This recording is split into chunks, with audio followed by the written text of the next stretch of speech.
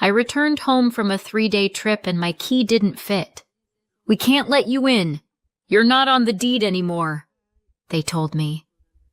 Then I checked my bank account and saw a 0 balance. I didn't cry. I took action. 2 hours later, my mother-in-law was sobbing because I was sure I'd gotten off on the wrong floor. Seriously. I was standing in the hallway of my Chicago condo with my suitcase after a business trip, staring at the door and thinking, "Liz, you're just exhausted. Go up 1 more floor and everything will make sense." Only 1 floor up there was no doormat with a pineapple and the word welcome-ish. It was right where it always was, at my door. At the door, my key suddenly didn't fit. I tried again, slowly, carefully, like the lock was offended and I needed to talk it into cooperating. Nothing. I called Eric. Once, twice, 3 times. Voicemail. I texted, "Eric, did you change the lock? I'm standing at the door. What's going on?" 2 gray check marks. And silence. At some point, a guy in pajama shorts with a dog poked his head out of the neighboring apartment. "Everything okay?" "Yeah, it's just that my husband apparently—" I nodded at the door. "Changed the lock and forgot to tell me." He gave me the look people give someone who hasn't realized they're getting dumped yet. "Good luck," he said, and shut his door. "Thanks, neighbor. Huge help." 10 minutes later, I was sitting in the building management office downstairs, suitcase at my feet and the same expression people wear at the bank when the teller says, "So, your account is actually empty. Mrs. The manager glanced at his screen. "Mrs. Gray?" "Miss, but whatever." "Yeah. Okay, look." He turned the monitor toward me. "The owner of the unit is Eric Gray. Just him." He said it casually, like he wasn't explaining that apparently I lived in my husband's condo, not the other way around. "How is it just him?" I asked. "I bought that condo before we got married. With my money." He shrugged. "There's a quick claim deed in the file. You signed over your interest 6 months ago." My face went hot. 6 months ago. Right when Eric had been pushing me to move the title into my name so the bank will do the business loan with the condo as collateral. "Liz, it's just paperwork. Don't you trust me?" Of course I trusted him. I was a smart woman with a degree, a good job, and a functioning brain. Smart enough to sign documents without reading them because the lawyer's handling it. "We can't let you into the unit," the manager went on, a little gentler now. "Legally, this is a domestic dispute. Without the owner's approval, no can do." Yeah, domestic dispute. Where one party is inside with my stuff and the other is standing there with a suitcase and the news that the condo apparently never really belonged to her. I called Eric again. Voicemail. Then I called the one person he was more afraid of than the IRS and the FBI combined. His mother. Helen opened the door so fast it was like she'd been standing right behind it waiting. "Liz?" She looked at me, at the suitcase, and her mouth trembled. "What happened?" I tried to smile. "Looks like your son just unilaterally divorced me without notifying the other party." She stepped aside to let me in. "Come in. Take your coat off. You can tell me later, if you even want to." Helen's house always smelled like coffee and something cinnamon adjacent. In theory, that should be comforting. In practice, I was shaking. I dumped everything out on her. The condo, the lock, the manager, the quitclaim deed, Eric's dead phone. Somewhere in the middle, she sat down across from me and covered her face with her hands. "He finally went there," she said. "Damn his father." I knew about the father, sort of. The for the daughter-in-law version. In that version, Michael Gray was a charming businessman who got a little too creative with risky investments and maybe pushed it with the accounting. Then came federal agents, an investigation, a trial, big headlines, seizure of everything that wasn't bolted down, and Helen with teenage Eric moving into a tiny house on the edge of town and learning how to live without restaurants and boats. I thought, she looked at me with red eyes, that he hated what his father did. I thought so too. It's easier to love a man who condemns something than one who quietly admires it.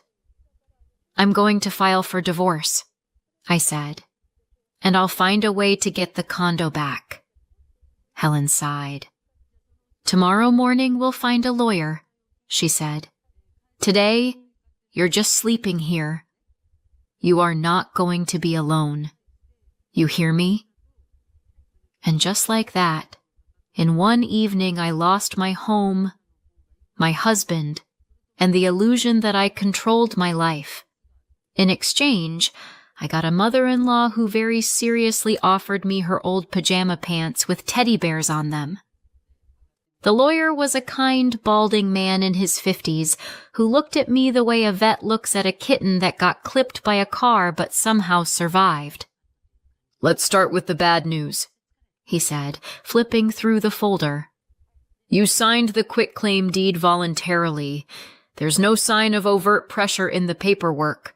Legally, you gifted your interest in the condo to your husband." I nodded. Great. I was generous on top of everything. "Joint accounts?" he asked. My paycheck went into a shared account, but it was in his name, I muttered. It was just easier. He handled the bills. He typed something into his system and turned the screen toward me. "That account is at 0. Everything was withdrawn in cash in a few transactions." I stared at the 0.00 and thought I had never seen a 0 look so offensive. "Can we get anything back?" I asked. He sighed. "In theory, we could try to have the condo transfer voided as fraud. Argue that he misled you. That's a long, expensive fight. As for the money..." He hesitated. "You voluntarily transferred it into an account solely in his name. On paper, those are gifts or marital expenses." He paused, then added, "The good news is that you'll still have rights in the divorce. But the condo, odds are very slim." "Good news." Somewhere inside, a hysterical laugh flickered. I filed for divorce the same day. Adrenaline kept me upright for about a week. Then it wore off. Eric stayed silent. His phone stayed in voicemail-only mode. His social media was as empty as his bank account.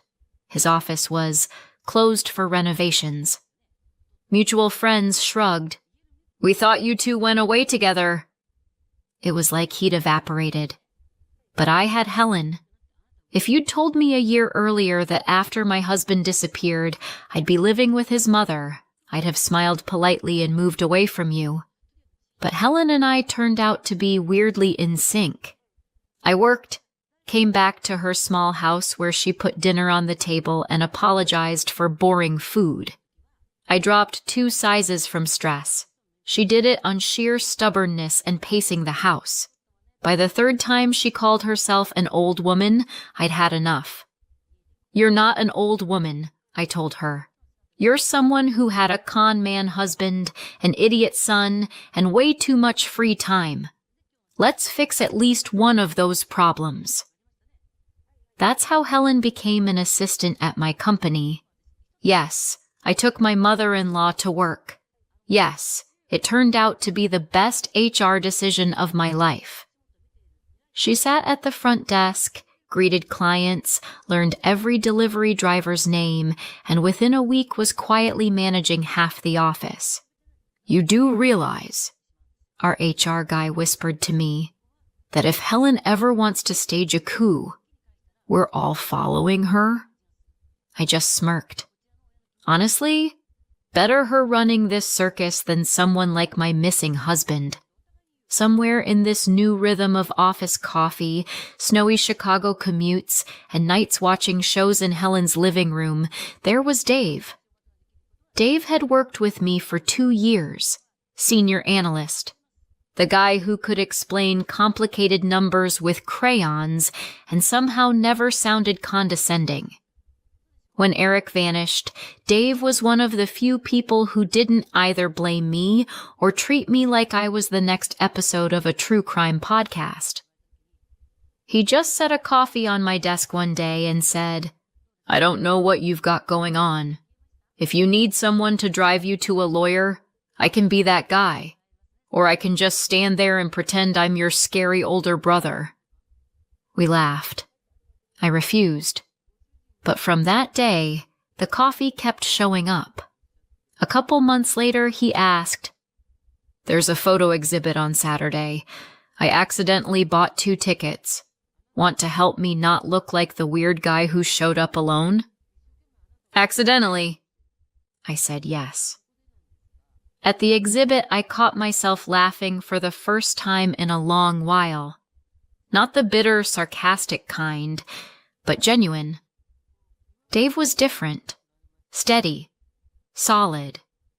The kind of man who didn't hide his phone when I walked into the room or put on a mysterious face every time it buzzed. "You know you're still married, right?" Helen asked one day when I came home from yet another coffee with Dave. "I know," I said. "I also know there's a man walking around out there who stole my condo and my savings. So let's just say I'm legally married and emotionally very much not." Helen snorted. "Fine. Just don't let him pay for everything. Let at least one woman in this story not be sponsoring a man." Helen wasn't exactly sitting out the romance game herself. In her case, not sitting out looked like George.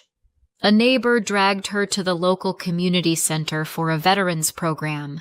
That's where she met a tall, silver-haired man with straight posture and the eyes of someone who'd read way too many reports. "He used to be an officer," she confessed to me like she was admitting a crime. "Some federal agency. Retired." "Like FBI?" I asked. "I don't ask," she said briskly. "It's enough for me that he's polite to waiters." What they had was calm. He picked her up from work, brought flowers for no reason, listened to her stories about being married to Michael and pulling herself and her son out of the wreckage after his arrest. His younger colleagues still call him sometimes, she told me, for advice. His brain's still working. I was just glad. If federal agents are calling somebody for guidance, odds are that person isn't currently committing crimes. That was all I needed just then. 8 months after that night at the door, I got a letter in the mail. Cook County Circuit Court. Final judgment of dissolution of marriage. I stood in the kitchen, looking at the official stamp and thinking that instead of a stamp in my passport, I now had an 8-page document stating I was officially no longer Mrs. Gray. Helen silently pulled out her good wine glass. "What are we drinking to?" she asked. "To no longer being married to a man who changed the lock and turned off his phone," I said. "And to being dumb enough to still hope I can get my condo back." We clinked glasses. The wine was cheap. It tasted like my self-esteem at the time. The end of this story started, ironically, with an invitation to dinner. "I want to take the 2 of you out to a restaurant," George said one day when he came to pick up Helen from work. "We'll make it a little celebration. You, Helen, Liz, Dave, me, and one more person. Okay. Helen narrowed her eyes. You're not trying to set Liz up on a blind date, are you? Not exactly, he said. But I'd appreciate it if you both don't run out in the first 5 minutes. Not the most reassuring pitch, but I agreed. Maybe I was just tired of living permanently in waiting for bad news mode and wanted to see if there was yet another level. The restaurant was downtown. White tablecloths, the kind that instantly make me start calculating what this is going to cost. Outside, Chicago was pretending it knew what spring was. We were 4 at the table, me, Dave, Helen, and George. The 5th chair was empty. He's late, I tried to joke. So it's definitely not the IRS. Liz, Helen said quietly, staring over my shoulder. Don't turn around. Naturally, I turned around immediately. The 5th guest was not the IRS. The 5th guest was my ex-husband. Eric stood by the entrance looking pretty much like I remembered him, just older, minus 8 months of expensive grooming, plus however many of sleepless nights. Same suit, same eyes. Just none of that easy, the world is in my pocket. Confidence. My hands went cold. I'm leaving, I said, grabbing my purse. George lifted a hand. Liz, please. Give him 10 minutes. Then you can go if you want. Are you serious? I stared at him. You brought the guy who stole my home and my money and you're asking me to give him 10 minutes. I know how it sounds, he said calmly. I also know the entire case file on him. I froze. Eric reached the table. Helen looked at him like she was trying to hug him and slap him at the same time. Dave's jaw clenched. He politely lowered his eyes to the menu. Eric stopped at my side. Hi, Liz, he said, voice rough. Thanks for coming. I came for them, I said. Not for you. He nodded, sat in the 5th chair, and spent a moment just shredding his napkin like he'd forgotten how to talk to people. I didn't just disappear, he finally said. They picked me up. Congratulations, I said. Sorry I wasn't there to clap. The corner of George's mouth twitched. He approved of that one. Remember when you asked what I actually did with those investors? Eric went on. I remembered. I'd asked. He always answered with something like, it's boring finance stuff. You'd hate it. A couple years ago, one of the partners turned out to be an old friend of my dad's, he said. Same scams, 21st century version. Funds, shell companies, retirees putting their pensions into air. I looked at him and felt everything inside me going numb again, like I was being driven back to that lock that wouldn't turn. At some point, federal agents came to see me, he said. They already knew everything. About my dad. About the accounts. About the calls. They told me I had 2 options. Go down with everyone else or cooperate. And you chose option 3, I said. Rob your wife first, then cooperate. His jaw tightened. I agreed to work under their supervision, he said. To get deeper into the scheme, they needed someone on the inside. I was perfect. Michael Gray's son, with access to the right people. I felt sick. They didn't tell me, take your wife's condo, he said quickly. That was my idea. Fantastic, I said. That makes it so much better. For these people, family is a weakness, he said, words rushing out like he was afraid I'd stand up and walk. They needed to see I was willing to put everything on the line. The condo, the money, All those transfers, cash withdrawals, they were part of the cover. I had to look like one of them. He met my eyes. And yeah, I knew I was hurting you. I told myself I'd explain it all later, when it was over. Convenient, Helen muttered. Destroy your wife first, then explain. You get that line from your father, too? Eric flinched like she'd slapped him. The operation ended last month. George finally cut in. They were arrested. Several of them have already taken deals. Michael Gray is getting his second sentence. And Liz, he looked at me, you were listed as a victim in the case. I stared at him. And what does that mean, besides a nice word? It means, George said evenly, that the court is going to void the condo transfer as done under fraudulent circumstances. The condo comes back to you. As for the money, the prosecutor included it in restitution.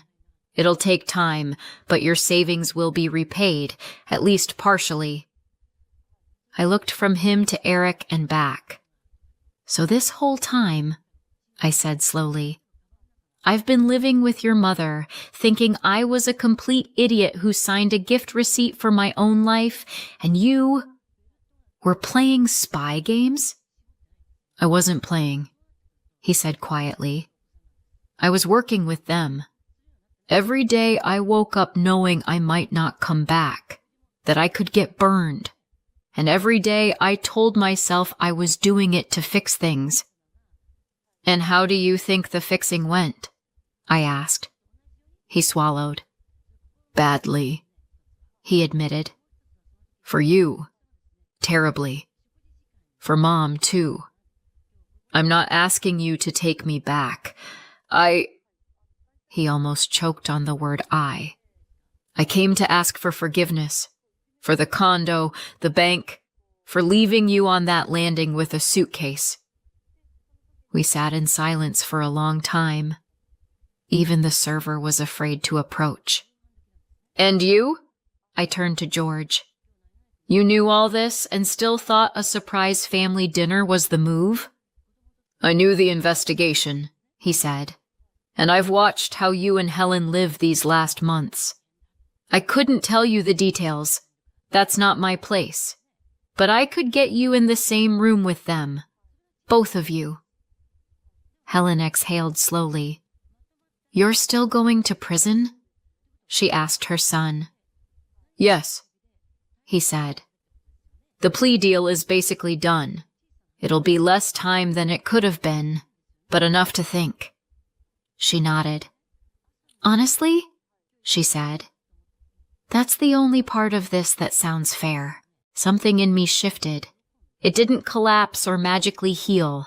It just clicked, like the sound of a lock finally turning. I don't know if I can forgive you, I told Eric. And I definitely don't know if I'll ever be able to trust you. I get that, he said softly. But I do know this, I went on. That night at the door, I thought I was a complete idiot. That I'd handed you the keys to my life and somehow missed the moment you slammed the door. Now I see. Yeah, I was naive. But there were a couple of full-grown men in this story who could have designed an operation without turning a wife and a mother into collateral damage. George took that one on the chin, too. I'm sorry, Eric said. Really?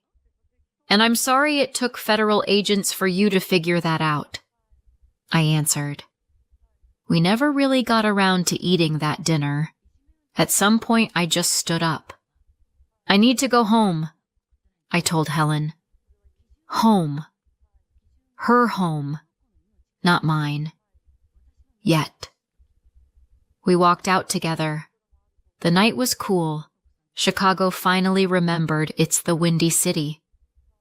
Helen pulled out a cigarette, looked at it, and put it back. I thought I'd want to smoke, she said. Guess not.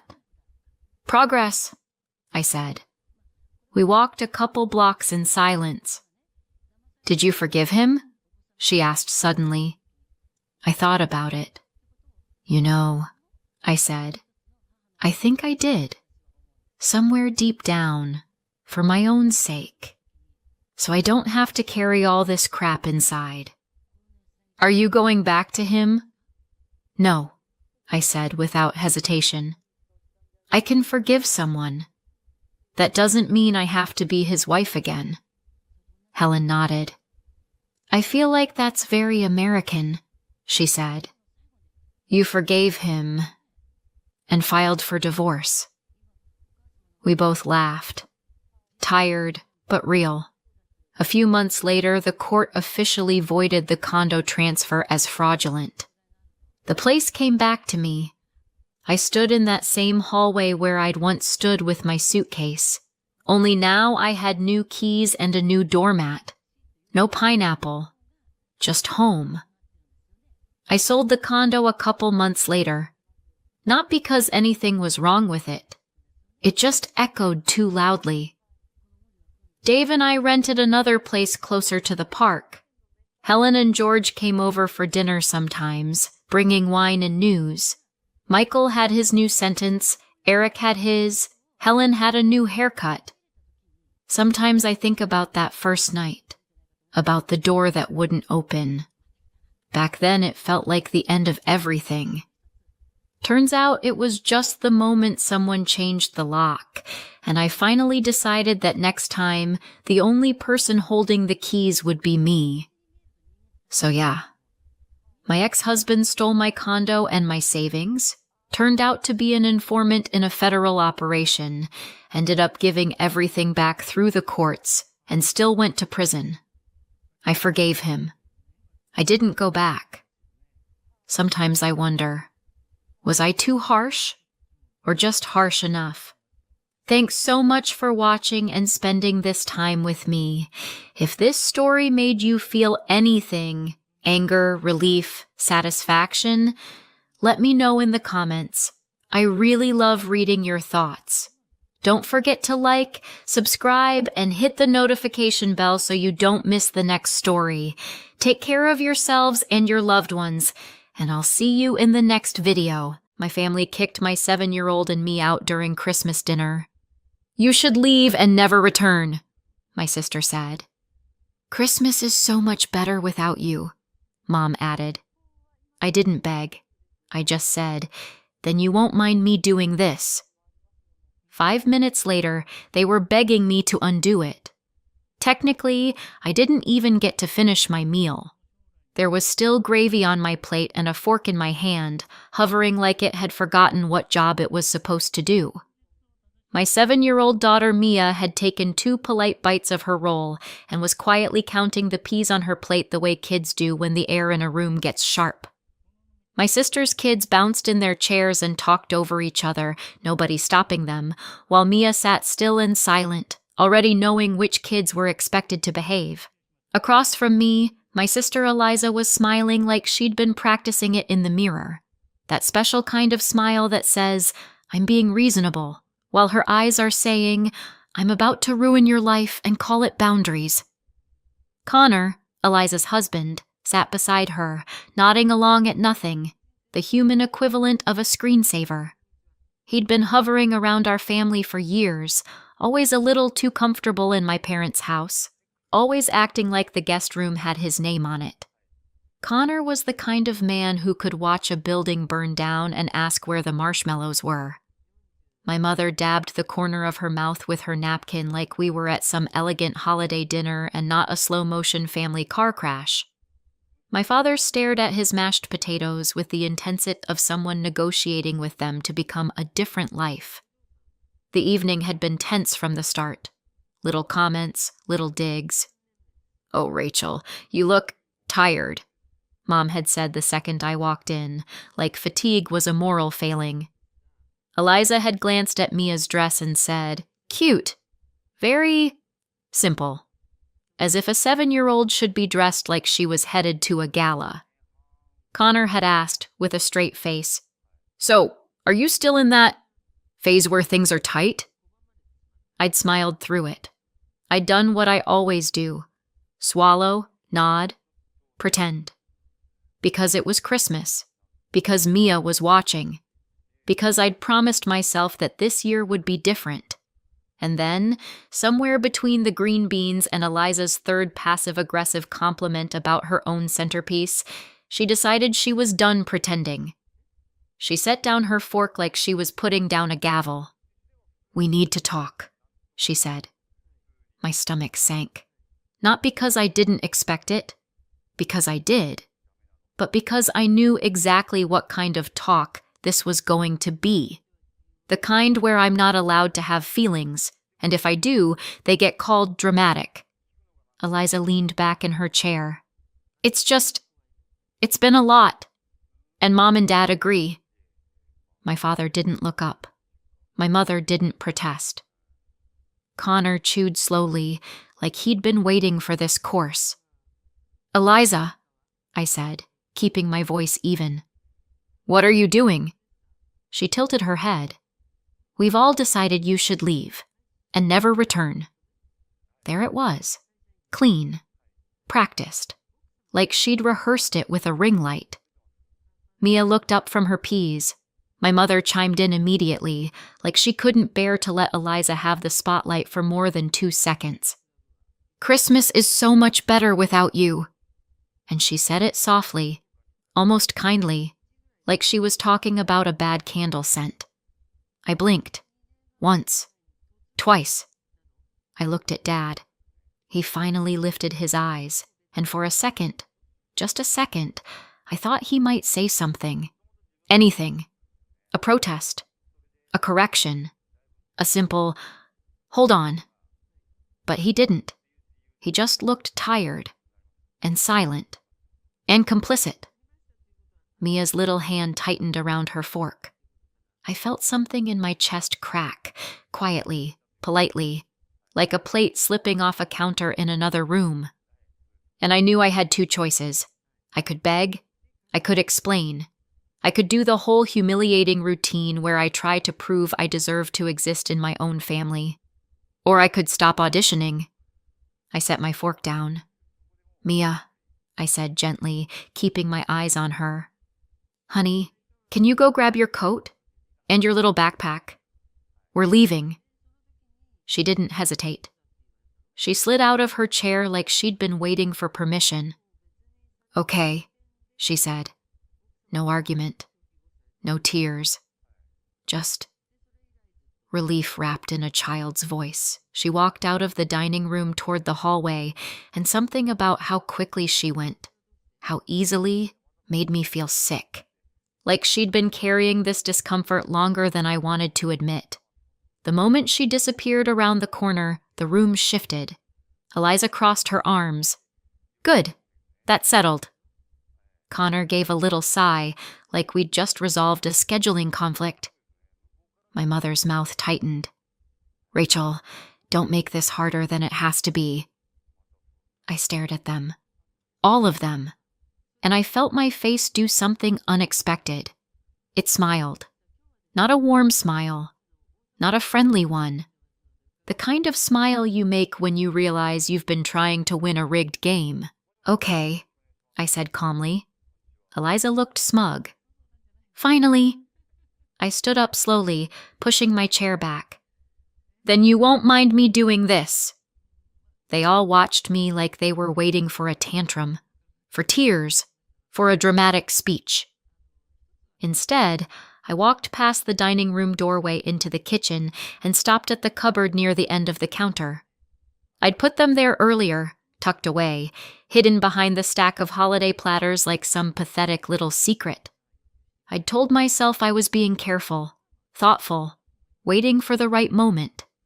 Turns out the right moment was the moment they told me I didn't belong.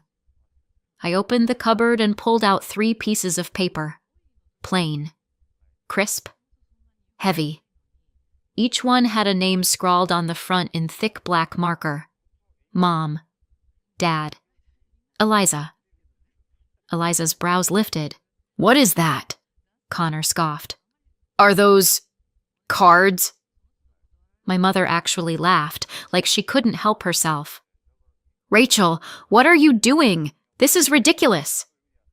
I looked at her. Is it? Dad finally spoke, his voice flat. If you're trying to guilt us— Oh no, I said, still smiling. This isn't guilt. This is just consequences. Eliza stood up, exasperated. You think we need your gifts? You think we're going to miss whatever little— I didn't let her finish. I took the one labeled Mom and tore it straight down the middle. The sound was soft. Paper ripping shouldn't be that loud, but in that room it felt like a gunshot. My mother's smile faltered. Rachel. I tore the one labeled Dad next. Slow, clean, deliberate. Dad's face tightened. Connor sat up a little straighter, like his brain had finally loaded. Eliza's smugness cracked at the edges. Stop it. What are you— I tore the one labeled Eliza last. That one? I didn't even hesitate. I dropped the pieces onto the counter in 3 neat piles, like offerings. There was a beat of silence where none of them moved. Then Connor barked out a laugh, too loud and too forced. Okay. Wow. That's insane. Eliza's voice went sharp. You're proving our point. Mom shook her head like she was watching a stranger. This is exactly why— I didn't argue. I didn't explain. I just turned. Mia was in the hallway, already in her coat, tiny backpack slung over her shoulder. She looked up at me with wide eyes, but she didn't look surprised. I took her hand. We're going, I said, and we walked out the front door. Cold air hit my face, the kind of cold that makes your lungs wake up. As we stepped down the porch steps, I glanced back through the window without meaning to. I saw them staring at the counter, then moving, not angry anymore, curious. Mom leaned forward and picked up a torn piece. Dad came closer. Eliza snatched something and started pressing it together like a puzzle. Their faces changed in real time. Smug to confused, confused to pale, pale to panicked. And then, through the glass, I saw my mother's mouth open wide, like she was screaming. I couldn't hear it clearly at first. Then I could. The door flew open behind me. Rachel! Footsteps. Fast. Clumsy. Eliza's voice, higher than I'd ever heard it. Wait! Wait! Come back! Mia's hand tightened in mine as we reached the car. Rachel! Mom's voice cracked. Please! Please! You can't— Dad sounded different too. Not calm. Not silent. Rachel, stop! Just stop and talk! I opened the car door, still holding Mia's hand. I looked at their faces, pale, frantic, transformed. 5 minutes ago, they'd told me Christmas was better without me. Now they were begging me to reverse something they still couldn't admit out loud. I slid into the driver's seat. Mia climbed in beside me. I started the engine, and I drove away. My sister Eliza is 6 years older than me. That matters more than you'd think. 6 years is the difference between being the baby everyone fusses over and the kid who's old enough to know better. 6 years is the difference between being precious and being useful. Eliza was the golden child before she had a full set of teeth. My mom used to say she was a miracle, like she'd personally negotiated with the universe for a daughter who could smile on command. Eliza was the kid strangers complimented in grocery stores. What a little lady, they'd say. So well behaved. I was the kid behind her, holding the cart, being told not to touch anything. If Eliza cried, the world stopped. If I cried, I was dramatic. Eliza got dance lessons. I got told to watch her while Mom ran errands. Eliza got, she's just passionate. I got, why can't you be more like your sister? Holidays were where it really showed. Eliza would open gift after gift while everyone watched. She'd squeal perfectly, laugh perfectly, hug Mom perfectly. My mother loved that, loved the performance of it, loved having a daughter who could make her look like the kind of mother people complimented. I'd get something practical, pajamas, a sweater, a book. Then I'd get handed a trash bag and told to clean up the wrapping paper. And the craziest part is, I didn't even know it was wrong for a long time. When you grow up inside a system, you assume it's just how gravity works. By the time I was a teenager, I'd perfected the art of making myself small. I learned which subjects made my mother sigh, which opinions made Dad go quiet, which emotions made Eliza roll her eyes. So I stopped having them. Or I stopped showing them anyway. I left for college and thought maybe distance would fix it. I thought maybe being away would make my family miss me. They didn't. They missed having someone to blame when Eliza was unhappy, but that's not the same thing. I met my husband Daniel in my mid-20s. He wasn't loud. He wasn't flashy. He was the kind of man who would quietly hand you a cup of coffee without making a big deal about it, like kindness was something you were allowed to receive without earning. On our third date, I mentioned my sister and my mom, laughing like it was normal. Daniel didn't laugh back. "That's not normal," he said. I remember staring at him like he'd spoken another language. He said it again, softer. "Rachel, that's not okay." No one had ever said that to me before. We got married a year later. My parents acted supportive in public. Eliza acted thrilled for Instagram. Connor, who was still just Eliza's boyfriend at the time, made a joke about how Daniel was brave to marry into our family. Daniel smiled politely and didn't take the bait. Daniel worked as a construction engineer. He was proud of it. He liked building things that lasted, liked solving problems most people didn't even notice were there. He worked long hours on big projects, commercial builds, renovations, entire sections of city blocks that used to be empty lots. It paid well, not private jet well, but well enough that we weren't constantly counting pennies. And because I'm apparently incapable of not trying to win my family's love, Daniel and I quietly started helping my parents.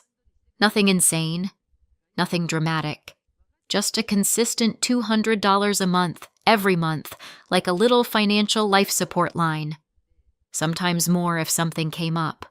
Car trouble, a utility bill, an emergency that somehow always arrived right after Eliza bought something expensive.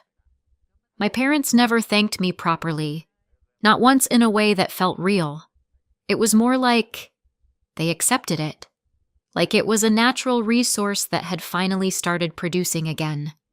Eliza took credit for it in her own special way. She'd say things like, "I told them we'd figure it out," as if she'd personally worked overtime to cover the payment. Connor would nod and say, "Family takes care of family." And I would swallow the irritation because Daniel would squeeze my hand under the table and remind me, without words, that I wasn't crazy. Then came the day everything broke. 6 months ago, Daniel died at work. He was on site for a routine walkthrough, a normal day, a day he didn't think would be his last. A scaffold platform collapsed, just gave out under him. Later we learned there had been complaints, warnings, little corners cut because someone wanted to save time, money, paperwork. They called it a tragic accident in the first statement, like tragedy is something that just happens randomly, like weather. But the investigation called it preventable. I remember getting the call. I remember the way my body went cold. I remember sitting on my kitchen floor with my phone pressed to my ear and thinking, this can't be real. This can't be my life. Then it was. After the funeral, everything got practical in the worst way. Bills didn't pause because I was grieving. Groceries didn't become free because I'd lost my husband. Mia still needed school clothes and dinners and bedtime stories, and I was suddenly doing all of it alone. The $200 a month to my parents stopped immediately, not out of spite, out of reality. I could barely keep my own lights on.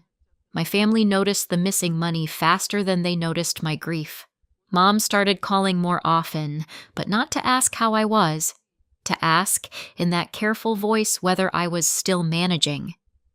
Eliza asked if I was being smart with my finances, like Daniel's death was a budgeting issue. Connor made a joke about how life insurance must be nice and then laughed when no one else did. I didn't ask them for help right away. I lasted longer than I should have because asking my family for anything feels like handing them a weapon. But 1 month I had to. Mia got sick. I missed work. The car needed a repair. The numbers didn't work. So I asked. Not for a fortune, not for a bailout, just enough to cover the gap. My parents sent a small amount, and then my mother posted about it. A Facebook post with a sad emoji and a smiling family photo like they had just donated a kidney. "Sometimes you have to step up for family," she wrote. "Even when it's hard. Praying Rachel learns to stand on her own again soon." Eliza commented first, "We're always here for her." Connor reacted with a thumbs up. I wanted to crawl out of my own skin. I didn't tell anyone that Daniel and I had been sending them money for years. I didn't correct the narrative. I didn't fight.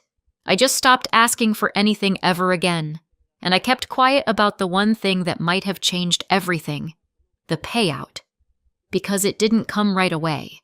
It wasn't some magical check that appeared the moment Daniel died. There were lawyers, paperwork, delays, meetings, phone calls that made my stomach twist. The company dragged its feet. Their insurers moved like molasses. Everything took time. I hired someone to handle it because I couldn't carry grief and bureaucracy at the same time without collapsing. For months, it felt like shouting into a void. And then, very recently, right before Christmas, it finally came through. A life-changing amount. More money than I'd ever seen attached to my name. I stared at the account balance the way you stare at a stranger who looks exactly like someone you lost. Like it couldn't be real. I didn't spend it. Not really. I didn't run out and buy a new car or a new wardrobe or a new personality. I still looked like myself. Still sounded like myself. Still had a kid who needed snacks and a bedtime story, but the number was there. And the first thing I thought, because I am apparently committed to learning lessons the hardest possible way, was I should help them. Mom and Dad were older, still working, still drowning in debt they never admitted out loud.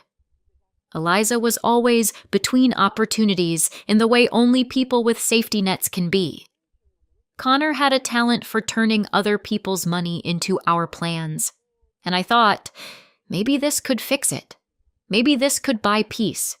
Maybe if I walked into Christmas and handed them something big, something that mattered, they'd finally see me as more than a burden. So I took a massive chunk of it and prepared 3 gifts, 3 pieces of paper, 3 names. I drove to their house with Mia in the back seat, telling myself this was a fresh start, telling myself this would change everything. Meanwhile, all they could see was the version of me they'd created in their heads, the broke widow who showed up at Christmas to ask for more. They chased me all the way to the end of the driveway, Eliza barefoot on the cold pavement, Mom clutching her coat around her shoulders like she was the victim of the weather, Dad moving faster than I'd seen him move in years. Funny what urgency does when it's tied to money. "Rachel!" Mom shrieked. "Stop! Please!" "Undo it!" Connor yelled from behind them, because of course he did. Mia stared out the window, silent, her face pale in the dashboard light. I didn't stop the car. I didn't roll down the window. I just drove. Not because I was trying to be dramatic, but because I didn't trust myself to speak. Not with Mia right there hearing every word. Not with my heart hammering in my chest and my hands shaking on the steering wheel. I drove until the streets blurred. I drove until Mia whispered, "Where are we going?" And that's when it hit me. I couldn't go home. Home was a couple of towns away. I'd planned to stay at my parents' house overnight. That was the whole point. Christmas together, family together, like I could stitch us back into something whole. Now it was late. Mia was exhausted, and I wasn't about to drive 2 hours through the dark with a kid who'd just watched her grandparents throw her out like trash. So I pulled into the parking lot of a hotel off the highway. Not a motel. Not a roadside place with flickering lights and suspicious carpet stains. A real hotel. Warm lobby. Clean smell. A place where the person at the front desk smiled at Mia like she mattered. Because if I couldn't give my daughter a loving family, I could at least give her a safe room and hot chocolate. I booked a room with 2 beds. Mia kicked off her shoes and climbed onto one of them like she'd been holding her breath all day. I sat on the edge of the other bed and stared at my hands. For a minute, neither of us spoke. Then Mia said softly, "Grandma doesn't like me." My throat tightened. "Mia." "She doesn't," Mia insisted, her voice small but sure. "She likes Eliza's kids. She always gives them the good presents. She always hugs them first." I felt a sting behind my eyes, sharp and hot. "That's not your fault." Mia shrugged like a kid who has already decided the world is unfair and is just trying to understand the rules. "It's not my fault," she repeated, like she was testing the sentence. I took her hand. "No, it's not. And you don't have to make people like you by being quiet, or good, or small." Mia looked at me like she was hearing something new. "But you do." I froze. Because she wasn't wrong. Kids don't miss much. They just don't always have the words. I swallowed hard and pulled her into my arms. "I'm sorry," I whispered into her hair. "I'm so sorry." Mia yawned, the adrenaline finally wearing off. "Can we watch a movie?" "Yes," I said, voice thick. "We can watch whatever you want." We ate vending machine snacks on the bed and watched a Christmas movie where everyone learned the true meaning of family. Mia laughed at the silly parts. I laughed too, but it came out a little broken. My phone buzzed nonstop on the nightstand. Mom, Dad, Eliza, Connor, over and over. I ignored it while Mia was awake. After she finally fell asleep, sprawled sideways across the bed like a starfish, I stared at my phone until the screen dimmed. It buzzed again. "Mom," I answered. "Rachel!" Her voice burst into my ear, too bright, too high, like she'd been crying and was trying to hide it. "Oh, finally! Where are you? Are you safe? Is Mia okay?" I almost laughed. "Now you care?" "Rachel, please," she said quickly. "We didn't mean it. You know we didn't mean it." In the background, I heard Eliza's voice, sharp, angry. "Tell her to come back." Dad's voice too, low and tense. "Put it on speaker." Mom hesitated. Then I heard the click. "Rachel," Dad said, "this is ridiculous. Come back here and fix this." Eliza cut in. "Yeah, stop acting like a martyr. You're ruining Christmas." I stared at the sleeping shape of my daughter and felt my chest go tight again. "You already ruined Christmas," I said quietly. "You told me to leave and never return, with my kid sitting right there." "We were upset," Mom said fast. "Emotions were high. You know how Eliza—" "I do," I said. "I know exactly how Eliza is, and I know exactly how you are. I came to give, not to take. I came to help you, and you treated me like I was there to beg." Eliza snapped. "You don't get to tear something like that up and walk away like it meant nothing." Dad's voice rose. "Rachel, you need to fix this. You can redo it. You can write it again. Right now." There it was. Not apology, not love. Panic. I took a breath. "No," I said. "Not tonight. Not after what you said." Mom's voice cracked. "Rachel, please." "No," I repeated, and this time it felt steady. "Good night." I ended the call and turned the phone face down. My hands were shaking, but my mind was calm in a way I hadn't felt in months. Outside, cars hissed past on the wet road. Inside, Mia slept, safe. And somewhere in my parents' house, they were staring at 3 torn pieces of paper and realizing they'd just voted themselves out of the best outcome they'd ever get. For a few days after Christmas, everything went quiet. No calls, no texts, no checking in. Not even a passive-aggressive message from Eliza with a prayer hands emoji and a threat hidden behind it. At first, the silence felt like a relief, like the world had stopped shaking long enough for me to breathe.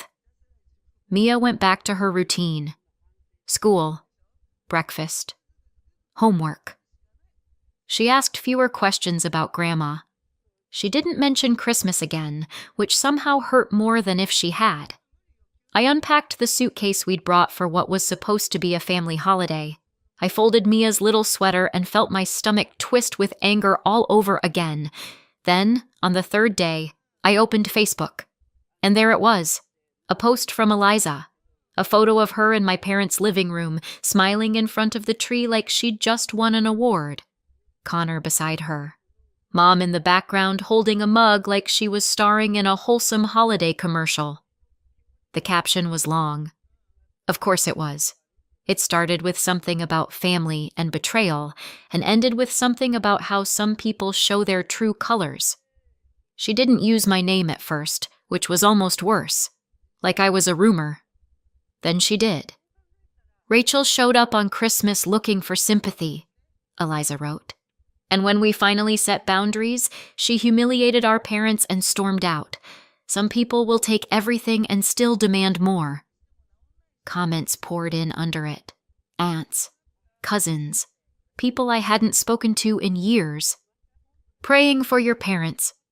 Some people are so ungrateful. Poor Mom and Dad. Then Eliza went for the throat. And yes, she wrote, before anyone asks, Rachel got a huge payout from Daniel's death, and she won't give her own family a penny. She'd rather punish us than act like a decent human being. I stared at the screen, my hands cold. I profited off my husband's death. That's what she was implying. That I was lucky. That I should be grateful. That I owed them a cut of grief. My phone started ringing again within the hour, the flying monkeys, as my therapist would probably call them if I had the time to get one. An aunt. I just think you should apologize. Your parents are devastated. A cousin. Eliza said you went crazy and ripped up money in front of them. Another cousin. Is it true you got paid? That's wild. A message from someone I barely remembered. Family is all you have. I didn't answer at first. I made Mia lunch. I helped her with a math worksheet. I watched her color a picture of a snowman and wondered what kind of adults could look at a child and decide she didn't deserve a seat at the table. By the end of the day, I was done being quiet, because quiet had never protected me. Quiet had only made me easier to blame. I opened my bank app and pulled up the transfers I'd been making for years. $200 a month. Every month. I took screenshots. Then I scrolled back to the Facebook post my mother had made after Daniel died. The one where she bragged about sending me a small amount like it was charity. I screenshot that too. Then I typed. Not a rant, not a novel, just the truth, clean and sharp. Eliza, I wrote, you told me to leave and never return on Christmas. In front of my 7-year-old. Mom agreed. Dad stayed silent. Then I posted the receipts. Years of monthly payments. Quiet help I never bragged about. And right beneath it, my mother's old post. Her sad emoji. Her stepping up for family. Her little implication that I was irresponsible. Here's what family looked like before Daniel died, I wrote. We supported Mom and Dad every month for years. I never posted about it. I never asked for applause. Here's what happened the one time I needed help. They posted about it like I'd robbed them. And for the record, I added, I didn't storm out. I left when my parents and sister told me Christmas was better without me in front of my 7-year-old daughter. I hit post. Then I turned off my phone and went to sit with Mia on the couch while she watched cartoons. It didn't take long. Within an hour, people started commenting on Eliza's post differently. Wait, you were sending them money? Why did you post about helping her? So you kicked her out and now you want her money? Eliza's comments got defensive, then angry. Then she deleted a few.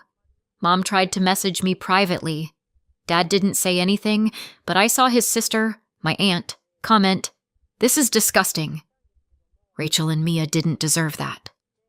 Eliza's post got edited, then edited again. Then it disappeared. The next day, the doorbell rang. I looked through the peephole and felt my stomach drop. Mom and Dad were there. Eliza too. Connor standing behind her like a supportive lamp. And in Mom's hands, a cake. Like frosting could undo cruelty. I opened the door just enough to step into the frame. "Rachel," Mom said, voice too sweet. "Hi, sweetheart." I didn't answer. Eliza smiled. Not the smug one from Christmas. A new one. The kind you wear when you want something. "We just want to talk," she said. "We've all had time to cool down." Dad cleared his throat. "We're family." Mom held the cake up slightly like it was a peace offering and not a prop. "We didn't mean what we said," she rushed. "You know that." I stared at them. "You meant it enough to say it." Eliza's eyes flickered. "That was a moment." "A moment," I echoed. "A moment where you looked at my kid and decided she didn't belong." Connor leaned forward a little. "Rachel, come on. Mia needs cousins. Family." Mia appeared behind me, peeking around my leg. Mom's face lit up instantly. "Mia! Hi, baby! Come give Grandma a hug!" Mia didn't move. Her little hand curled into my shirt. Eliza's smile tightened, but she kept it glued on. "See? This is what we're talking about. We can fix this. We just need to be together." I could practically hear the unspoken part. We just need access. We just need the door open. We just need you close enough to pressure again. I took a breath. "No," I said. Mom blinked. "Rachel, no," I repeated. Calm, flat, final. "You don't get to throw us out and then show up with cake and pretend you're kind. You don't get access to my daughter after you proved you don't even see her as family." Dad's jaw clenched. "You're being cruel." I looked at him. "You taught me." Eliza's mask slipped for half a second. The anger flashed. The entitlement. Then she caught it again, quick as a snake. "Rachel," she said softly, "don't do something you'll regret." I smiled, just a little. I already did something I regret. And it wasn't tearing up paper. I stepped back and closed the door. I locked it. And for the first time in my life, locking someone out didn't feel like cruelty. It felt like protection. About 8 months have passed since that Christmas. Long enough for the noise to fade. Long enough for the truth to settle into places that can't be argued with anymore. The settlement was $2 million. I never said it out loud back then because it didn't feel real, and because I knew the moment I did, it would stop being about grief and start being about entitlement. I had planned to give my family around $500,000 of it. Enough to pay off my parents' mortgage and debts, enough for them to retire without panic, enough to give Eliza a clean reset instead of another scramble. They didn't get a single dollar. Instead, I bought a modest house outright. Nothing flashy, just solid, quiet, ours. Most of the money went straight into long-term savings and conservative investments. Mia has a college fund now, a trust, and an emergency cushion so her future never depends on people who decide her worth based on convenience. Money didn't erase the grief. I wish it worked like that. Daniel is still gone. Some mornings still hit hard. Mia still asks about her dad in small, sideways ways, questions at bedtime, pauses where she expects someone to answer. The difference is that the grief isn't tangled up with fear anymore. We're sad, but we're safe. Mia doesn't ask about Grandma now. She doesn't wonder why she wasn't wanted. She laughs more. She sleeps better. She knows this house is hers. Through the grapevine. Hi, quick hello. This is an original Tales First story about a family crossing a line and realizing someone won't just take it. Let's begin. Your daughter is not invited to my birthday, my mom said during family dinner. My 12-year-old just sat there, frozen, while everyone acted like it was normal. So I didn't go either. Instead, I sent her this gift. She opened it and went pale. Dad whispered, "What did you do?" The thing about family dinners is that they are never just dinners. They are auditions. They are negotiations. They are a group project where one person does all the work, 3 people take credit, and someone inevitably spills something that stains forever. We were at my parents' place, 3 days before Mom's big birthday. The big one. The one that comes with dramatic phrases like milestone and celebration of life, and I cannot believe you are doing this to me on my birthday, even though it is not her birthday yet. The dining table looked like it had been staged by a magazine called People Who Have Never Met Children. Candles, cloth napkins, a centerpiece that was definitely not meant to survive a family gathering. Mom sat at the head like a queen who had been told her kingdom was cozy. Dad hovered with the energy of a man trying to keep the peace by blending into the wallpaper. Across from us sat my sister, Katie, like she belonged there more than the furniture did. Her husband, Nick, was beside her, smiling politely the way you smile when you are trapped in a conversation about wallpaper. Their kids were sprawled around the table in a way that suggested they had never heard the word posture, and honestly, good for them. Elliot, the oldest, was 13 and already had that teenage ability to look both bored and insulted at the same time. Ruby, 9, had bright eyes and a habit of listening to everything. Nico, 5, was doing the kind of quiet chaos that adults always underestimate until the moment they realize something is missing, and it is important. My husband Ben sat beside me, calm as always. Ben is the kind of man who thinks there is a peaceful way through most situations. He believes in deep breaths and gentle communication. I believe in evidence. Mom was talking about the party. Of course she was. "The venue is perfect," she said, leaning back like the venue had been chosen by a committee of experts, and not by her looking at pictures online until she found one that matched her imagination. "The cake is going to be elegant. None of that childish nonsense." Katie laughed. "Mom, it's your birthday. You can have whatever you want." I chewed my food and tried to stay neutral. Neutral is a skill I learned early. It is like sitting on a chair with one missing leg, but pretending you are comfortable. Sienna, my daughter, sat across from me. 12 years old, soft-hearted, observant. The kind of kid who notices when adults are pretending. She had been quiet all dinner, picking at her food the way kids do when they are both hungry and unsure if it is safe to be joyful. Then Mom mentioned decorations and dress code, and Sienna finally perked up. She leaned forward just a little and said, "What should I wear?" It was innocent, sweet even. The kind of question that says, I want to belong. I want to show up correctly. Tell me what the rules are. I smiled at her. "Something you feel good in," I said. "We'll figure it out." Mom didn't even look at Sienna. She took a sip of water like she was preparing for something small and pleasant. Then she said, in the same tone you used to mention that you switched laundry detergent, "Oh, your daughter is not invited to my birthday." The words sat on the table with us. Sienna's face changed so quickly it was like watching a light go out. Frozen. That is the right word.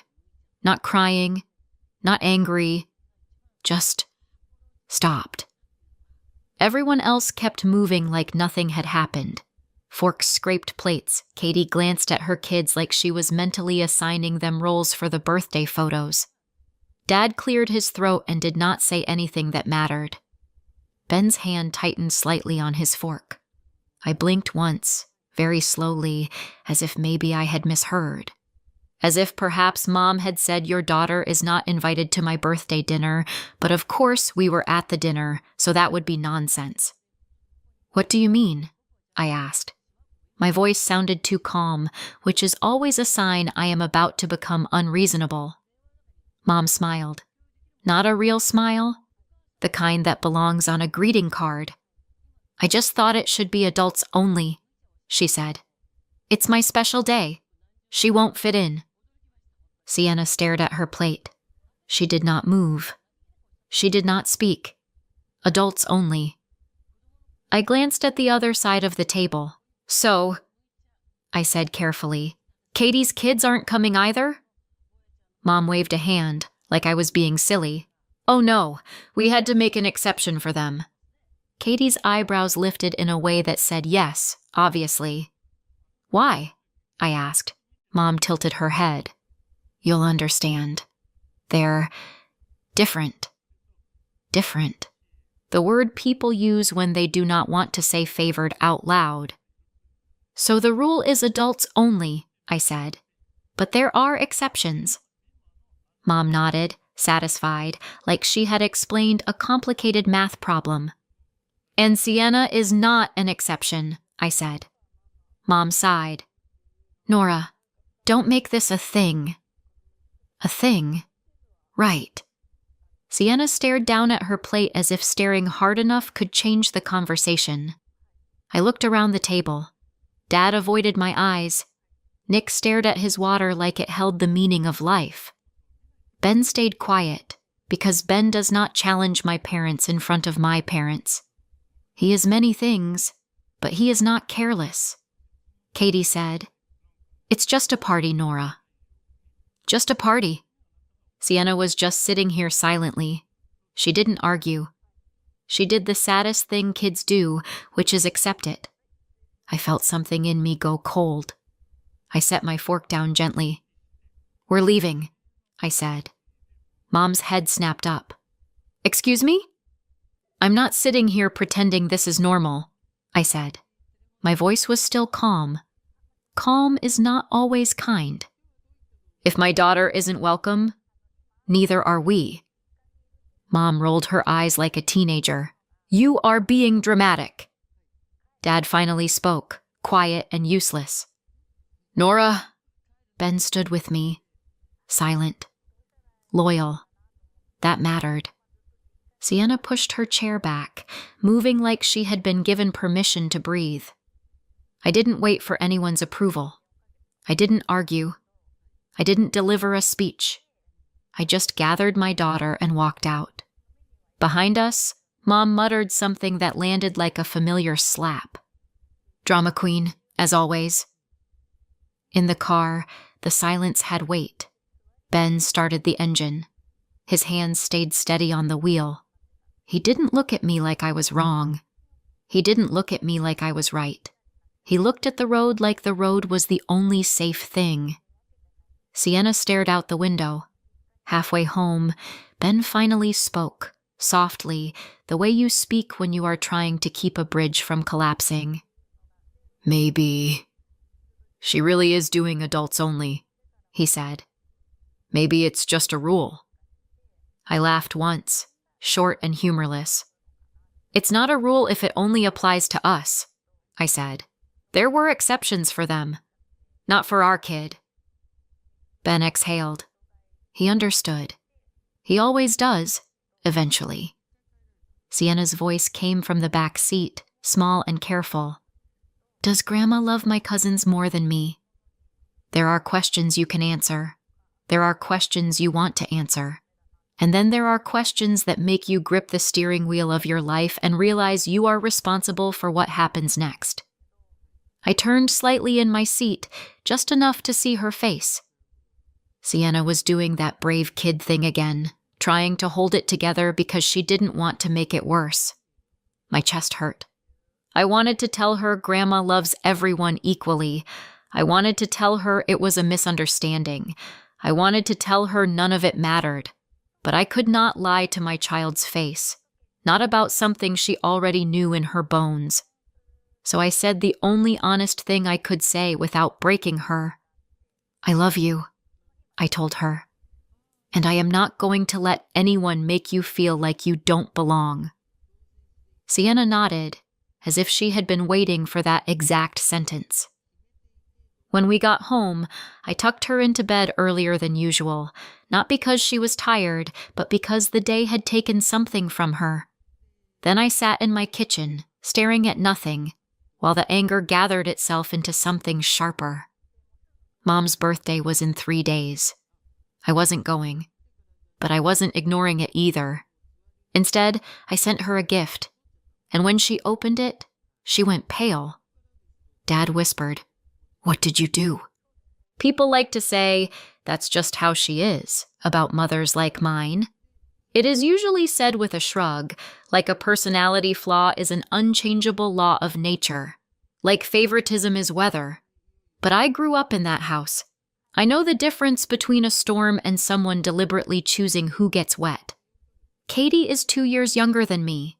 2 years.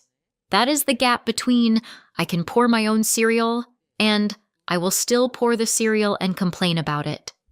But in our family, those 2 years were treated like a full generation whenever it was convenient.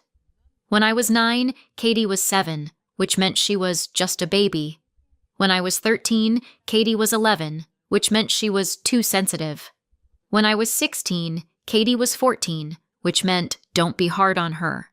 And when I became an adult, it meant you can handle it. There was always a rule in my childhood. Rules were Mom's favorite tool. They looked fair from the outside. They sounded reasonable. They gave her the comfort of being right. The only problem was that rules were mostly for me. One of the clearest examples happened at Katie's 8th birthday party. Mom had taped a hand-lettered sign by the living room doorway. Nothing fancy, just authoritative enough to end arguments. "Party games for kids up to 10, it said. I had turned 10 barely 2 months earlier. 2 months. I was still a kid. I still wanted to play. Before the first game started, Mom pulled me aside, voice gentle like this was for my own good. "You're too old to participate," she said. "You won't fit in." I blinked. "Mom, I just turned 10. Mom smiled. "Rules are rules." Then she handed me a stack of paper plates. "You can help." Not later. Not for 5 minutes. Help. So I worked the party, balloons, drinks, wiping spills, while the kids played. And then I saw Mark and Tessa in the game circle. Mark was 11. Tessa was 10 and a half, already taller than most of the boys. They were Mom's friend Linda's kids, invited, included, laughing like the sign didn't apply to them. I stared at the sign, then at them, trying to figure out what I'd missed. I leaned in and whispered, "Aren't they older than the age limit?" Mom didn't even hesitate. "Oh, they're a special case." Special case. Of course. I watched them play, watched them be included, and I realized something small and sharp. Rules were rules, until she decided they weren't. That pattern didn't stop with birthday parties. It moved with us. When I had a school award, Mom would sigh and say, "We can't all go. It's too much. Don't make a big deal." But when Katie had a similar event, suddenly schedules opened up like magic. Suddenly there were photos and special dinners and relatives invited. I learned how to celebrate quietly. I learned how to keep my excitement inside my own skin. I learned how to look grateful for scraps. By the time I became a mother, I told myself I was over it. Then Katie had kids, and I realized the whole system had simply found new players. Katie and Nick had 3 children, Elliot, Ruby, and Nico. Ben and I had one, Sienna. Sienna is bright and funny and kind in a way that makes you want to be better around her. She is also the kind of child who feels things deeply, even when she doesn't show it. At family gatherings, the cousins were treated like a set. The default grandchildren. The ones who belonged. Elliot, Ruby, and Nico got movie nights and outings and sleepovers. Sometimes Sienna was included. Sometimes. And when she was, it often felt like she was visiting someone else's world. Like she was a guest in her own family.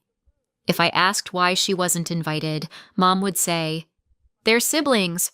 Of course they do things together." As if Sienna being a cousin meant she was automatically less connected. As if my daughter being my daughter meant she was somehow optional. Sienna never complained outright. She pretended she didn't care.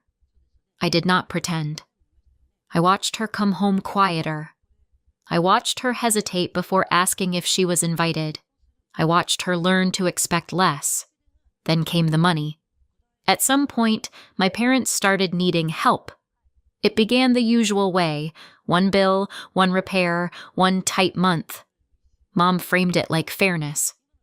"Both of you contribute equally," she said, meaning Katie and me. "It's only right." So I agreed, because I'd been trained to be reasonable. Then the exception showed up, right on schedule. Katie couldn't do equal because she had 3 kids. Money was tight. Life was hard. Mom said it like it was gravity. And me? I had 1 child, which apparently meant I had extra. Without anyone ever naming it, the numbers shifted. Katie's share shrank. Mine grew. And eventually, I was covering most of it. Then my parents' mortgage became a problem. Mom swore it was temporary, just until they got back on their feet, so I agreed to pay half. That temporary half lasted 5 years. And when Mom's milestone birthday approached, they opened a shared account for party expenses. Communal, fair, practical. Most of the money in it was mine. Katie and Mom planned everything, picked everything, booked everything. And they used the card linked to that account like it was simply there for them, like my role was funding, not family. I kept telling myself it wasn't worth a fight. Then Sienna asked what to wear, and Mom told her she wasn't invited. That's when I stopped making excuses. That's when I decided the pattern ends here. The morning after family dinner, I woke up with a strange sensation. Peace. Not the gentle kind. Not the soft kind. The kind that comes when you finally decide something and the endless mental arguing stops. Ben was making coffee. He glanced at me the way he always does when he knows something is coming. I said it simply. "We're not going." He paused. "Not going where?" "My mom's birthday," I said. "None of us." Ben didn't argue. Not immediately. He set the mug down slowly, like it might crack the counter if he moved too fast. "Are you sure?" he asked. "It's your mom's big birthday." I nodded. "If Sienna isn't welcome, neither are we." Sienna came in rubbing her eyes, hair a mess, still wearing yesterday's sadness in the way she moved. I told her, "We're not going." Her shoulders dropped like she'd been holding her breath for 24 hours. "Oh," she said quietly, then smaller. "Okay." Relief looks different on kids. It doesn't always look like happiness. Sometimes it looks like your body finally unclenching. I watched her and felt my resolve harden. Then I opened my banking app. I did not cry. I did not rant. I did not draft imaginary speeches. I acted. First, the standing order labeled mortgage help. 950 euros a month. Cancelled. Second, family support. 300 euros a month. Cancelled. Third, utilities top-up. 120 euros a month. Cancelled. Click, click, click. It was almost ridiculous how easy it was. 5 years of pressure and obligation undone in 30 seconds and a biometric scan. I stared at the screen for a moment and thought, this is why they liked the arrangement. It required nothing from them except my compliance. Then I dealt with the party account. There was a virtual card connected to it, a convenient little tool, shared in the sense that everyone benefited from it, and I carried the responsibility. Some charges had already gone through. Deposits, initial payments. But the big ones were still coming. The kind that land right before an event when vendors finalize totals and venues take their cut. Mom had assumed that card would keep working. She had assumed, as always, that my role was to fund and endure. I froze the card. Blocked. Disabled. However the app wanted to phrase it, the result was the same. Any attempt to charge it would fail. Then I opened the shared account balance. 4,800 euros. My contributions? 4,200. I transferred my money back to myself. Not dramatically. Not with a note. Not with a warning. Just quietly. Like taking back something that was mine. If my daughter wasn't welcome, my money wasn't welcome either. Now came the gift. I bought a simple box, wrapped it neatly. Nothing flashy, nothing that screamed, "I am about to ruin your party." Inside, I placed a letter. The letter was the real gift, the kind you remember. I wrote it carefully, not in anger, not with insults, just with the truth, stated plainly, like a boundary you can't pretend you didn't hear. This is what I wrote. Mom, I've spent years making excuses for you. I told myself it wasn't favoritism. I told myself I was imagining it. I told myself it was easier to stay quiet. But you crossed a line you can't uncross when you excluded my daughter from your birthday while inviting your other grandchildren. You said it sweetly, like it was nothing, like she wouldn't understand. She understood. I watched her go still at that dinner table. I watched her try not to cry. I am a mother first. My job is to protect my child, and I will not keep bringing her into rooms where she is treated like she matters less. From today, we will not be attending your birthday. We will not be coming to family events, and we will not be continuing contact. Do not call me. Do not text me. Do not ask other people to pass messages. And because there will be no relationship, there will be no financial support.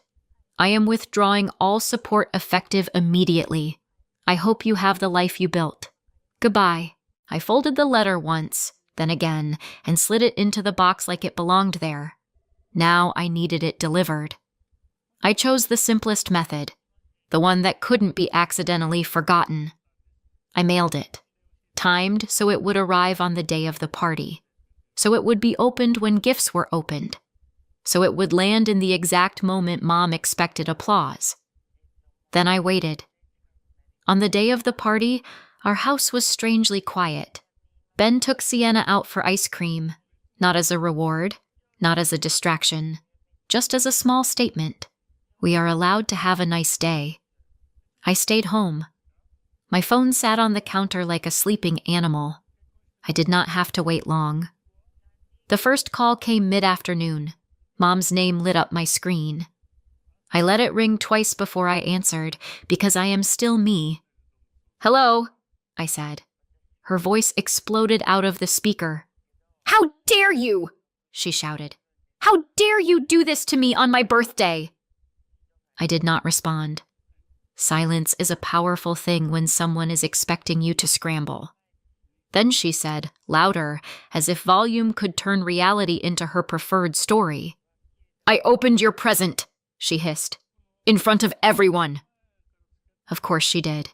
She had probably smiled, held it up, made a little speech about how her daughter couldn't come but still loved her.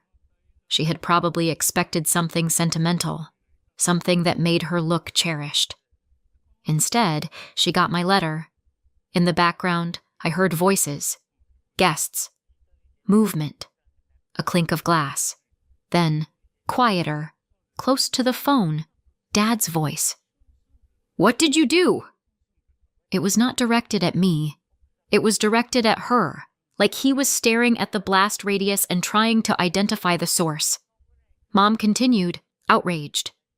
"You embarrassed me. You humiliated me in front of my guests."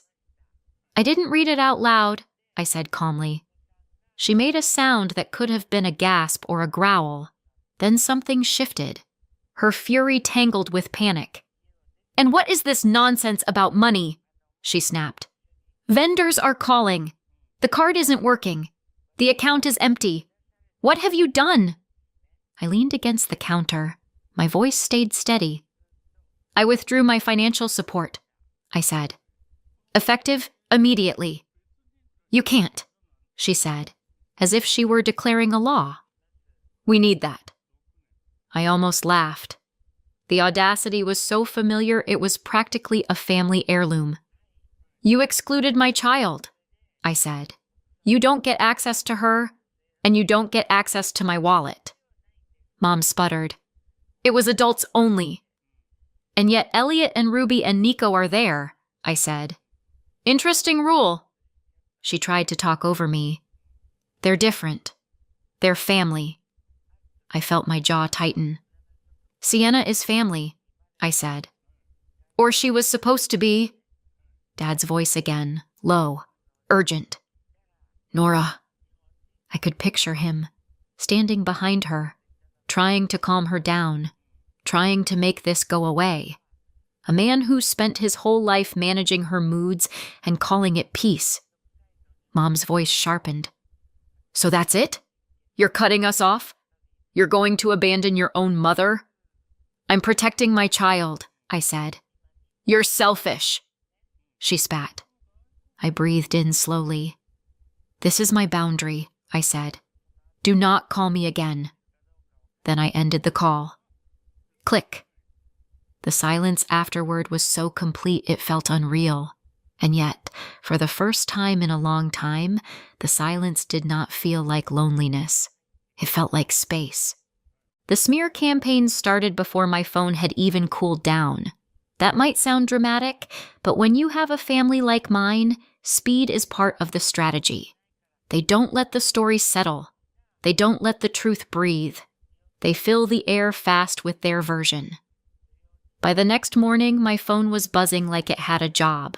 Aunt, cousin, family friend I hadn't spoken to in 3 years, someone who once borrowed my casserole dish and never returned it. I answered the first few out of habit. What did you do? A distant relative demanded, not as a question but as an accusation. How could you do that to your mother? Another voice scolded.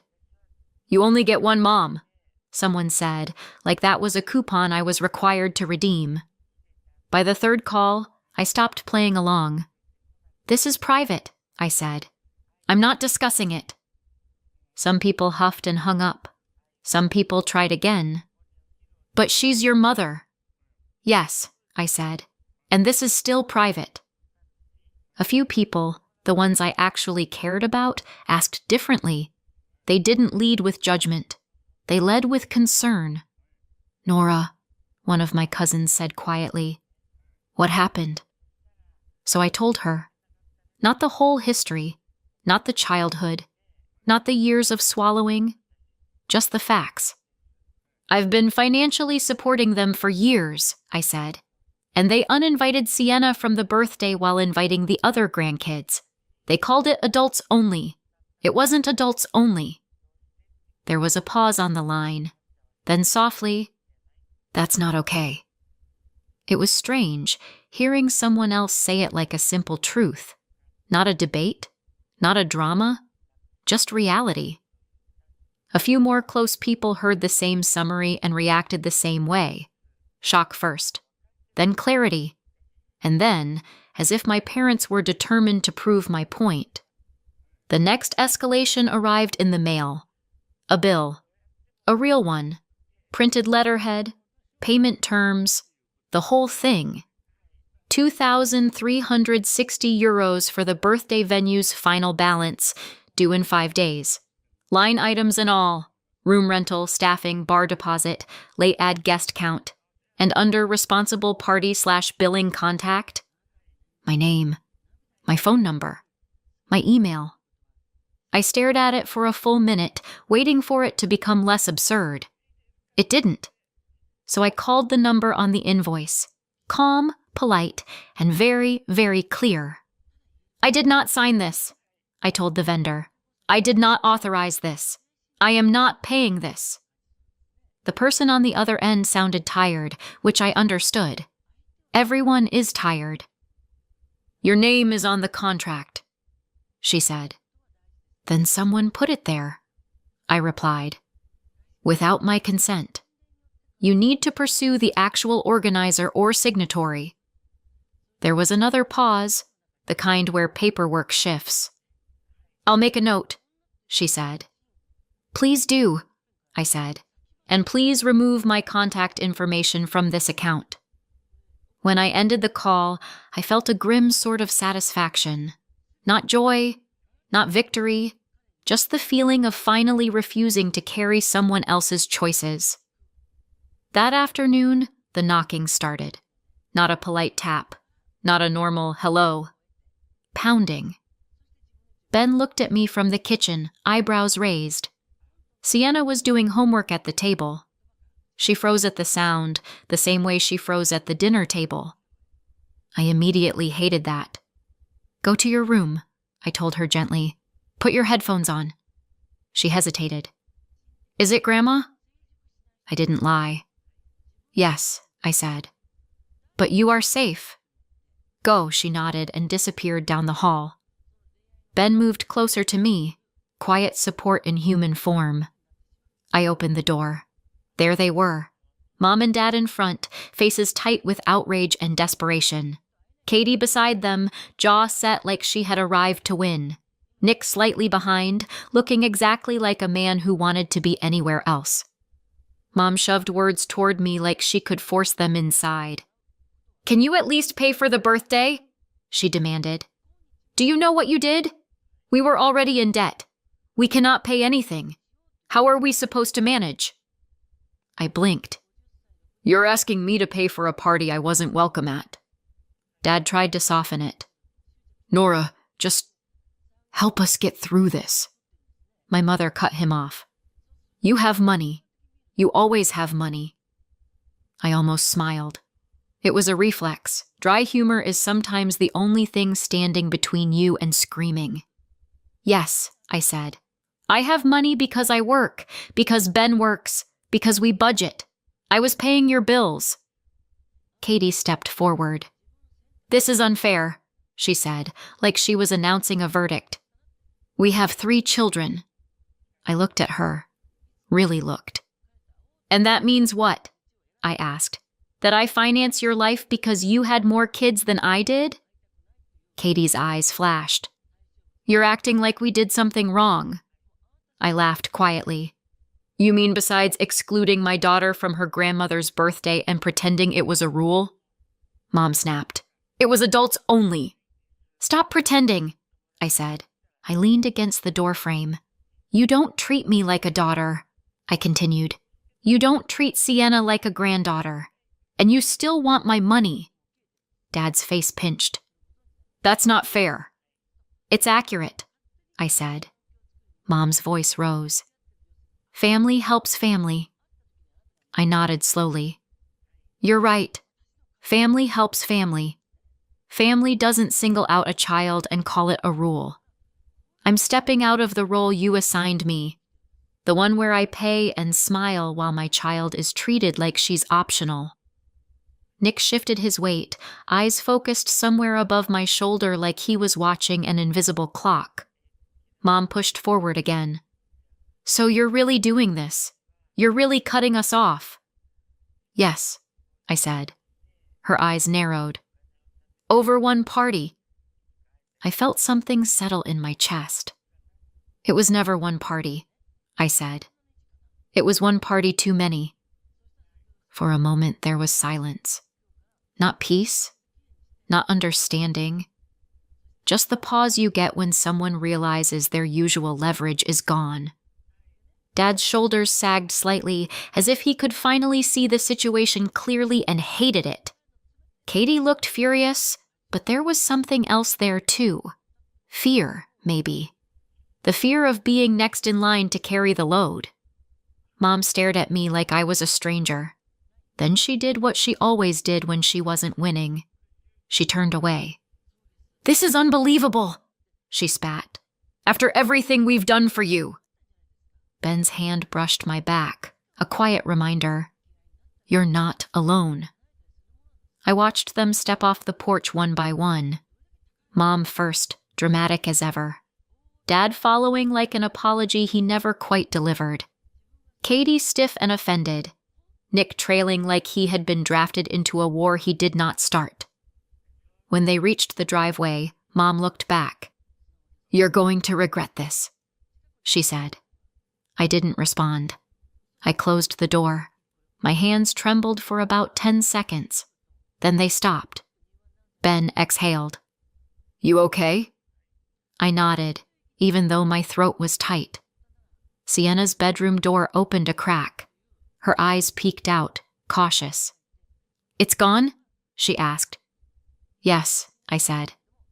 They left. She came down the hall slowly, like she was stepping back into a world she wasn't sure was stable. Ben knelt beside her. "You're okay," he said softly. Sienna looked at me. "Are we in trouble?" That question broke something in me. Not the strong part. The old part. The part that remembered being a kid and thinking adults' anger was a law you couldn't escape. I crouched in front of her. "No," I said. "You're not in trouble. None of this is your fault. And I'm not going to let anyone treat you like you don't matter." Sienna swallowed. Then she nodded. And for the first time since that dinner, she looked lighter.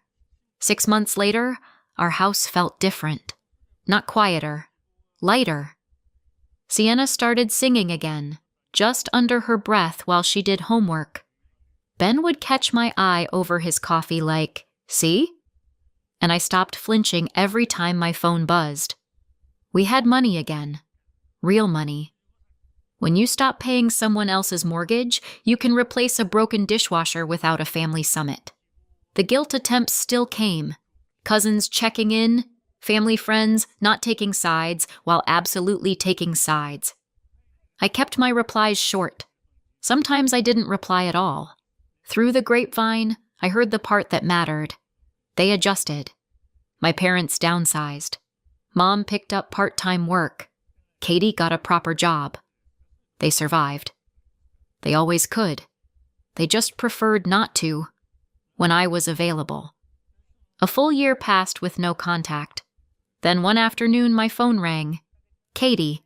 Sienna was out with a friend. "Good." I answered anyway. "Hey," Katie said. Her voice didn't sound brave. It sounded tired. "Mom's been... a lot." I let the silence do its job. "She's been asking me for help," Katie admitted. "Money, time, everything." Then quieter. "And I didn't realize how much you were doing.